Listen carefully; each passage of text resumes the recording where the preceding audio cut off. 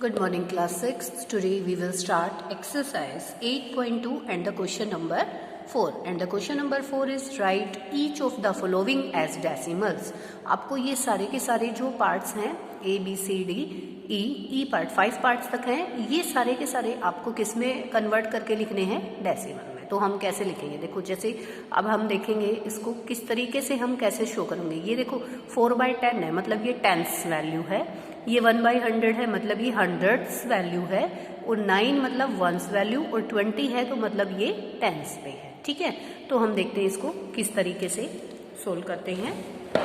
देखिए इसके सॉल्यूशन पे आते हैं। जैसे कि आपके पास ये 2, 9, इसको ऐड करते जाइए एक तरह से। देखो बीच में डेसिमल एक बार लगा के छोड़ो। ये 20 + 9 तो आपका 29 हो गया। ये वंस वैल्यू है, 2 टेंस वैल्यू है। ठीक है, और ये देखो 4/10 है, यानी टेंस वैल्यू आपकी 4 है और हंड्रेड्स वैल्यू आपकी 1 है। तो ये आपका जो है आंसर हो जाएगा। इसी तरीके से 137 है, तो 137 तो पूरा ही है आपके पास, इसमें तो आपको कुछ नहीं करना, पॉइंट लगाएंगे। क्योंकि देखो अब इसके टेंस वैल्यू पे कुछ नहीं है तो 0, मतलब टेंस वैल्यू ये केवल हंड्रेड्स वैल्यू दी हुई है, तो टेंस वैल्यू को पूरा तो करना पड़ेगा क्योंकि 100 दी हुई है। तो ये देखो अब यहाँ पे हम क्या लिखेंगे? 5। अब देखो थाउजेंड्स लिखने की जरूरत नहीं है क्योंकि देखो हंड्रेड्स दे रखी थी, लेकिन हंड्रेड्स से पहले टेंस आती है तो आपको उसकी 0 तो प्लॉट करनी पड़ेगी, है ना, वो तो जरूरी है।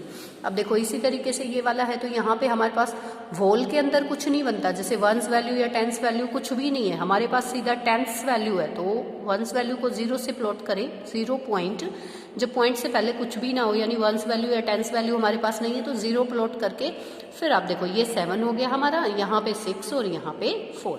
देखो ये टेंस वैल्यू है, ये हंड्रेड्स वैल्यू है और ये हमारी थाउजेंड्स वैल्यू है। तो बेटा मैंने आपको इसके 3 पार्ट्स जो हैं A, B, C, मैंने तीनों पार्ट कराए। आप D और E पार्ट है ना, वो खुद से करेंगे बेटा। ठीक है, अब 5th क्वेश्चन पे आ जाइए। 5th क्वेश्चन की हमारी स्टेटमेंट क्या है? सबसे पहले वो रीड करेंगे। Right each of the following decimal in words. आपको किस में लिखना है? वर्ड्स में। वर्ड्स में मतलब आप इसको क्या पढ़ेंगे? ठीक है, इसको क्या पढ़ेंगे? 0.03। एक बात और आपको बता दूं, आफ्टर डेसिमल जैसे कि ये है, आप इसको ये पढ़ेंगे 1 पॉइंट, आप इसको सीधा 20 मत बोलना बेटा, क्योंकि आफ्टर डेसिमल 20 इनको अलग अलग पढ़ते हैं। जैसे अब ये है 108.56, 56 नहीं बोलेंगे इसको। आफ्टर डेसिमल कभी भी आप ऐसे नहीं बोलेंगे, आप क्या बोलेंगे? 56। यहाँ पे जैसे 07, यहाँ पे 032, 008, ठीक है, ऐसे बोलेंगे उसको। देखिए बेटा इसको कैसे लिखेंगे? जैसे कि अब आपके पास फर्स्ट है तो इसको आप लिखेंगे 1.20, ठीक है, ऐसे। अब सेकंड वाला एक ये बता देती हूँ, फिर बाकी के आप खुद से करेंगे। ठीक है, 108, 108, फिर पॉइंट आ गया ना डेसिमल, 108 तो ये पूरा बन गया, फिर डेसिमल है तो इसको पॉइंट बोलेंगे। पॉइंट कितना? 56, 56। इसको 56 मत बोलना बेटा कभी भी, ठीक है, 56। ओके, तो ये आपका कंप्लीट हो गया। इसी तरीके से ये सारे के सारे F तक आप पार्ट करेंगे। देखो मैंने आपको इसके 2 पार्ट्स B और C कराए हैं और ये आप कंप्लीट। जैसे ये फर्स्ट था, ये रह गया था A पार्ट, इसको क्या बोलेंगे? इसको क्या पढ़ेंगे? 0.03। तो आप लिखेंगे भी ऐसे, जैसे इसको रीड करोगे ना वैसे ही राइट करना है, 0.03। ठीक है, ऐसे लिखेंगे इसको। तो मैंने 3 पार्ट करा दिए हैं और ये 3 पार्ट्स आप लोगों के लिए जो है छोड़ दिए हैं, तो आप इनको कंप्लीट करें बेटा। अगला क्वेश्चन हमारा है 6th क्वेश्चन, जिसमें कहता है कि between which 2 numbers in tens place on the number line does each of the given number lie. यानी कि ये जो नंबर है, जो टेंस प्लेस है, वो किसके बीच में लाई करता है? देखो बेटा जैसे आपके पास ये फर्स्ट क्वेश्चन है 0.06 है, तो बेटा 0 केवल आपको टेंस वैल्यू का बताना है कि किसके बीच में लाई करता है। तो ये किसके बीच में लाई करता है? देखो ये 0 और 0.1 के बीच में लाई करेगा। क्या क्या लिखेंगे इसका आंसर? 0 एंड 0.1 के बीच में। ठीक है। अब जैसे ये देखो, ये टेंस वैल्यू है 4 और ये आगे जाके 4 से ज़्यादा हो रहा है, तो 0.4 और 0.5 के बीच में लाई करेगा। तो इसका हम क्या लिखेंगे, इस वाले का 0.4 एंड 0.5। आपको ये चीज़ ध्यान रखनी है। आप देखें, ये देखें 0.4 है और ये आगे जाके 4 से ज़्यादा बन रहा है हंड्रेड्स वैल्यू पे, तो आप इसके टेंस वैल्यू कहाँ कहाँ लाई करेगी, 0.4 और 0.5 के बीच में लाई करेगी। ठीक है। अब इसको देखते हैं हम थर्ड वाले को, तो थर्ड वाला हमारा जो है वो किसके बीच में लाई करेगा, 0.1 एंड 0.2, 0.1 एंड 0.2। ऐसे ही आप इसको देखेंगे तो 0.6 एंड 0.7।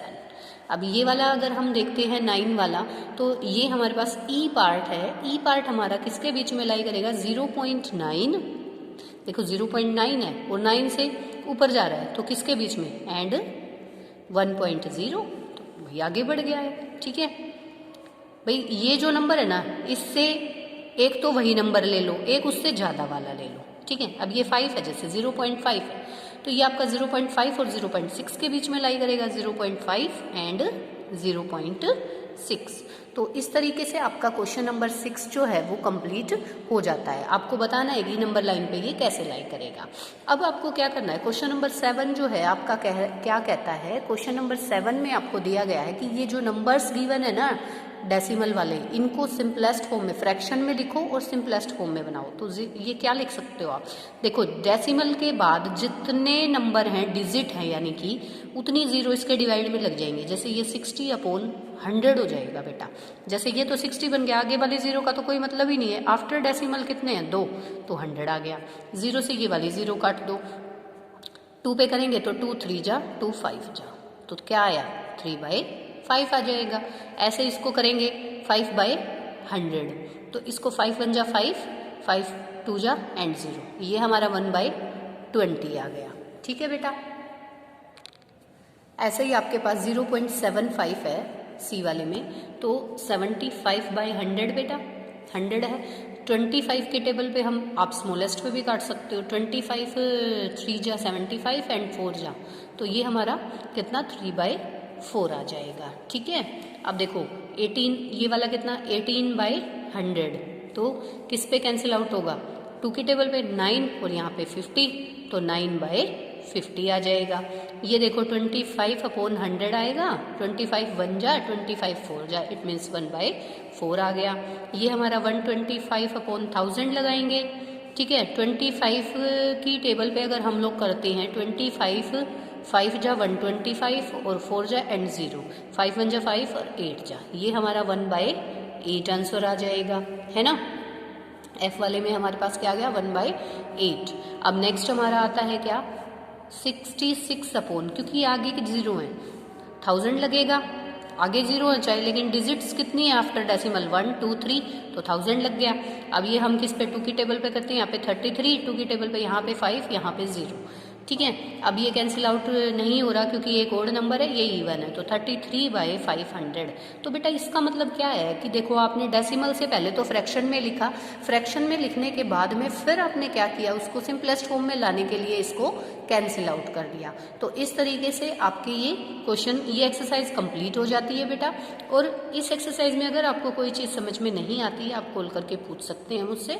और एक चीज़ और,